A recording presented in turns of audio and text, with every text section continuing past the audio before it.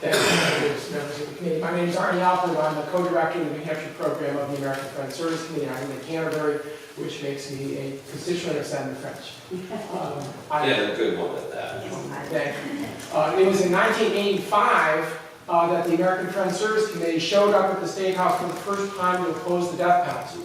The bill in question that year was intended to change the state's method of execution from hanging to lethal injection, a polite way of saying poison. New Hampshire Quakers, members of the Religious Society of Friends, took a position that instead of debating the way we should kill people, the state should take killing off its menu of options for dealing with serious crime. And that has been our consistent message ever since. I note that Marion Baker, who testified earlier today, the woman wearing the old Quaker bonnet, was actually the person who testified on behalf of the Quakers that year in 1985. I was there accompanying her, but I've been following this closely all this time. For Quakers and for the American Friends Service Committee, objection to killing is reason enough to support death penalty repeal. But over the last 3.5 decades, I've come to be familiar with a lot of other reasons, many of which you've heard about today, and I'm not going to belabor them, but they're in my comments. What I do want to address is actually a personal situation that's strikingly similar to that of Jonathan Cohen, who spoke earlier and talked about his grandfather. So I want to tell you briefly about Charlie Alpert. Charlie Alpert was a Jewish immigrant from Poland in the early part of the 20th century. He settled in Springfield, Massachusetts.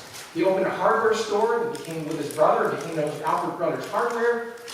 He served in the U.S. Army in World War I. He was active in the Jewish War Veterans, and a well-regarded man about town in the city of Springfield. One night in 1966, he surprised a burglar in his hardware store late at night. The burglar, being a hardware store, grabbed a claw hammer and beat my grandfather over the head, and he died instantly. As I think about it now, I imagine and I think about what I remember of my grandfather. I was only 11 years old at the time, so there's a lot that, a lot about this experience is a little foggy to me still. But when I think back about my grandfather, who I love dearly, I imagine he probably spent more time in his hardware store than he did at home. So we can think of this as a store invasion murder. Certainly something that,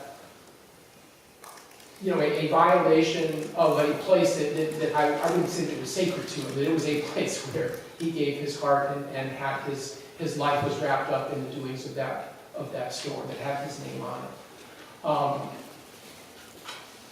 On what would have been the first day of school after the Christmas New Year's break, my father came into my bedroom and woke me up and told me what had happened and that my grandfather had been murdered. From there, it's a bit of a blur, but I just want to mention a couple things that I do remember. What I remember is the tremendous amount of love and concern that was shown for my grandmother, Rachel Alpert. I remember the mayor of the city of Springfield came over to the house, which I thought, wow, that was what an honor. My grandfather must have been a great man for that distinction to happen. I remember that when the trial took place, that it was extremely difficult for my grandmother to have to show up in court and be a witness. That this was very painful. I remember the relief that the family felt when the accused was found guilty and was sent off to prison. What I do not remember is my family spending a great deal of time or emotional energy on the killer, on the person who had taken our beloved family member from us. And for that, I am eternally grateful.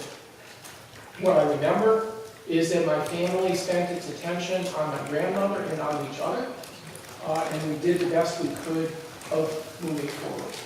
And the reason I tell you this story today is because ultimately what we are talking about is how we as a society and as a state function in the aftermath of murder.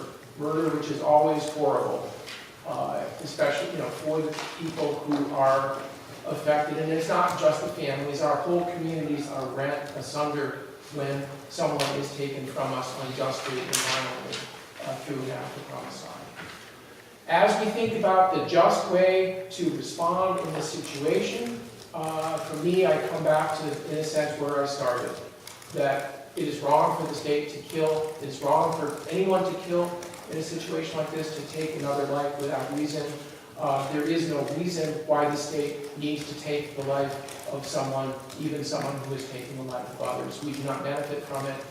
We will benefit by doing a little step toward breaking the cycle of violence and doing away with the death penalty. Please recommend to pass on this bill. Thank you very much. Thank you very much for your testimony and for being here. Are there any questions?